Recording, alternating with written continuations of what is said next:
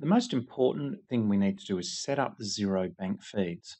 And what this allows Xero to do is communicate with your bank online and automatically download the transaction data for that bank account. Note that it is a one-way interface in that you cannot send transactions to your bank, you're only retrieving data. So to set up a bank feed, let's go to our account menu and bank accounts.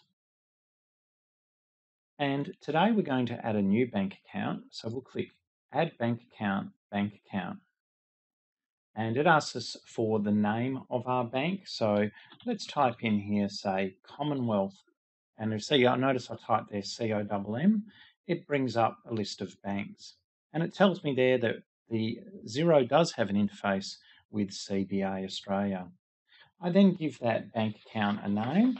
And in this scenario, I'm going to call it, say, my business cash management account. I then need my BSB, so I'll just enter a fictional number today. And depending on the bank you're with, you may need a direct user ID. You should be able to leave that blank though. So let's hit save. We wait a minute or two.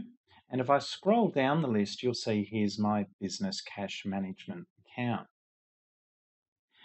In this trial version or demo company, there's no option here to connect to the Commonwealth Bank. In your live version, once you've put in your BSB and Commonwealth Bank details, Xero will then give you a link to connect to your bank. And you'll need to log into your, say, Commonwealth Bank check account.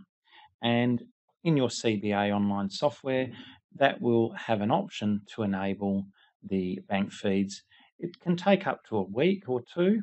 So I recommend you set this up well in advance of going live with your accounting software. So if you know you're going to go live on, say, 1st of July, set up your Xero file with your bank accounts, say, mid-June, so that it's ready to go. If it imports any transactions early, you can just delete those from Xero. And if I scroll up here, say, to the business bank account, you can see here there's this reconcile 28 items. So what's happened in this dummy company is it has connected to the Commonwealth Bank, let's say, and we scroll down, you can see it's picked up some transactions. So we'll look at that in the next chapter.